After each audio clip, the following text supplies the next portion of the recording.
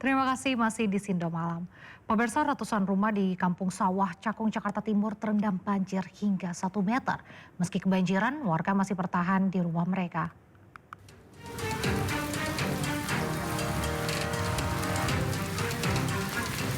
Diguyur hujan sejak Kamis dini hari, ratusan rumah di Kampung Sawah, Cakung, Jakarta Timur terendam banjir. Banjir akibat meluapnya Kali Cakung. Warga yang rumahnya kebanjiran memilih bertahan di rumah. Tadi pagi jam berapa itu? Jam setengah 6. Di dalam pada kerendam. Iya, kerendam. Pakai balai. Oh, pakai balai ya. Oh, ya Allah, udah masuk. Saat hujan deras, warga tak berkutik karena kerap kebanjiran. Oh, pakai balai ya. Oh, ya Allah. Dari Jakarta, Rio Manik, iNews melaporkan. Tidur pakai bangku. Pemirsa, ratusan makam di TPU Malaka 1, Pondok Kopi, dan TPU Pondok Kelapa, Jakarta Timur terendam banjir. Banjir juga menggenangi jalan dan aktivitas warga pun ikut terganggu. Pemakaman umum dilanda banjir saat hujan deras yang mengguyur Jakarta sejak Rabu malam. Di TPU Malaka 1 dan TPU Pondok Kelapa Durensawit, Jakarta Timur, ratusan makam terendam banjir. Ketinggian banjir mencapai 40 cm. Sebagian makam hanya terlihat batu nisannya saja. Banjir juga merendam jalan hingga mengganggu aktivitas warga.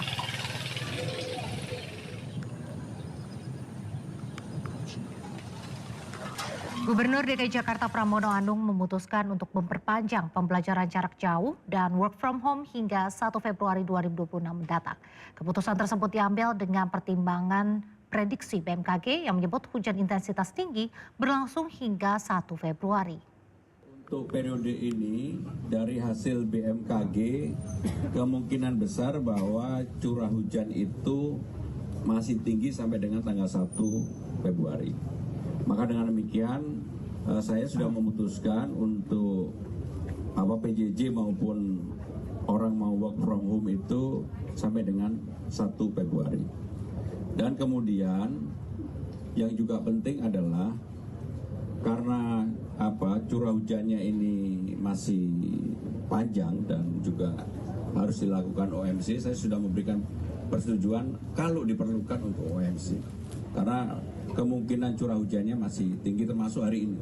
Dan mohon maaf, hari ini dari tadi pagi jam 5 sebenarnya udah kita lakukan. Kalau enggak ini pasti curah hujannya lebih tinggi dari yang lain. Kita beralih ke informasi lain, pemirsa. Polisi memeriksa manajer almarhumah Lula, Adita Baskara. Pemeriksaan dilakukan di Polres Metro Jakarta Selatan dalam penyelidikan tewasnya Lula Lava. Sudah doain, sudah ngedukung segala macam. Datang tanpa ditemani rekan ataupun pengacara, manajer Lula Lava, Adita Baskara, Rabu siang menjalani pemeriksaan penyidik Polres Metro Jakarta Selatan. Pemeriksaan ini merupakan yang pertama bagi Adita karena sebelumnya atau pada Senin lalu, Adita hanya untuk mendampingi asisten Lula Lava. Adita pun meminta doa yang terbaik untuk almarhumah Lula Lava. Sebelumnya polisi telah memeriksa sejumlah saksi termasuk kekasih selebgram Lula Lava, Reza Arab. Sudah doain, sudah ngedukung segala macam. Yang penting jangan putus doa buat almarhum ya. Minta doanya yang terbaik pokoknya. Yang terbaik aja. Berarti hari ini Boleh ini saya mau wudhu dulu? berarti ini melengkapi pemeriksaan kemarin ya, Kak? Enggak, kemarin itu saya cuma menemani aja. Pemirsa, ramai di media sosial maraknya penyalahgunaan gas tertawa atau nitrous oxide di kalangan anak muda. BNN dan BPOM RI mengingatkan gas tertawa picu ketergantungan dan berbahaya bagi kesehatan.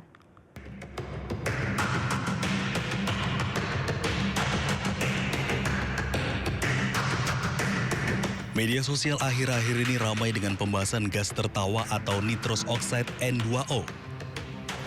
Kepala Badan Narkotika Nasional Komjen Pol Suyudi Aryo Seto menjelaskan senyawa kimia itu sah digunakan dalam dunia medis dan industri.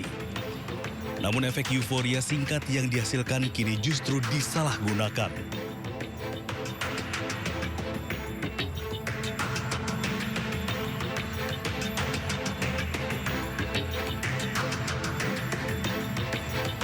Suyudi ungkap hingga awal tahun 2026 nitros oxide atau gas tertawa belum diklasifikasikan sebagai narkotika atau psikotropika dalam Undang-Undang Nomor 35 Tahun 2009 maupun daftar terbaru Perkemenkes Nomor 7 Tahun 2025.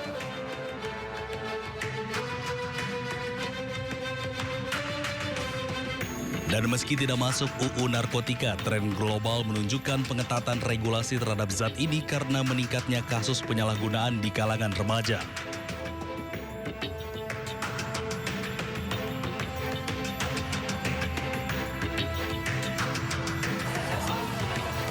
Sementara itu, Kepala Badan POM RI, Taruna Ikrar, mengungkap penyalahgunaan nitros oxide bisa menyebabkan ketergantungan hingga terganggunya suplai oksigen dalam tubuh. Menurut Ikrar, saat nitros oxide masuk ke dalam tubuh, kadar oksigen bisa menurun dan memicu kondisi iskemia atau kekurangan oksigen pada jaringan. Sehingga timbul rasa sakit atau nyeri yang bisa berujung kematian. Vaping itu kan kandungannya adalah nitrit oxide, N2O. N2O ini memberikan efek bisa rileks dan seterusnya. Tapi dampaknya dalam fase kualitas dan kapasitas tertentu dalam sistem darah kita, dia menimbulkan ketergantungan. Terkait hal tersebut, rencananya BPOM akan memperkuat pengawasan dengan menggandeng berbagai pihak seperti BNN, kepolisian, serta Kementerian Kesehatan. Dari Jakarta, Tim Liputan iNews melaporkan.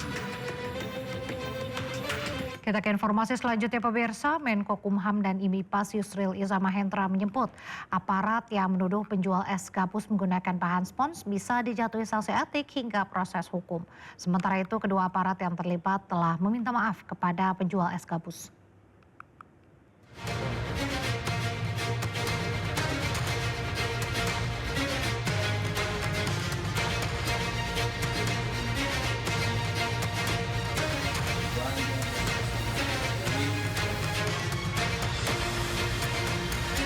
Menko Bidang Hukum, HAM, Imigrasi, dan Pemasyarakatan Yusril Iza Mahendra merespons kasus penjual es gabus di Kemayoran, Jakarta Pusat.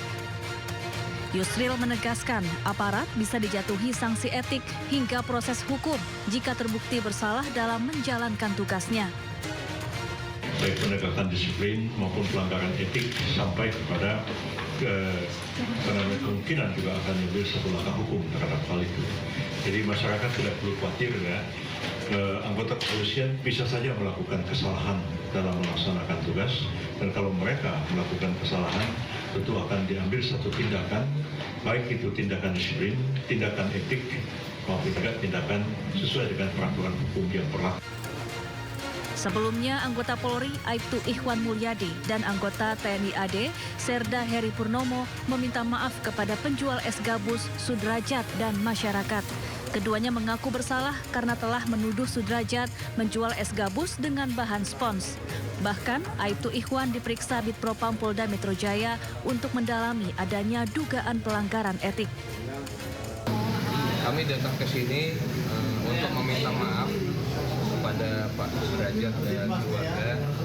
Kami juga tadi sudah ketemu Pak Lurah, Pak RW juga kami sudah ketemu. Harapan kami ini tidak menjadi permasalahan yang melebar kemana-mana. Ini murni kesalahpahaman. Kami sudah juga melakukan evaluasi ke dalam. Kami sudah datang dengan niat yang tulus, ikhlas untuk meminta maaf kepada yang bersangkutan. Sebelumnya, video dua aparat TNI dan Polri sedang menginterogasi penjual es gabus viral di media sosial. Tanpa hasil pemeriksaan di laboratorium, keduanya menuding es gabus yang dijual mengandung bahan berbahaya dan tak layak konsumsi. Tim Liputan iNews melaporkan.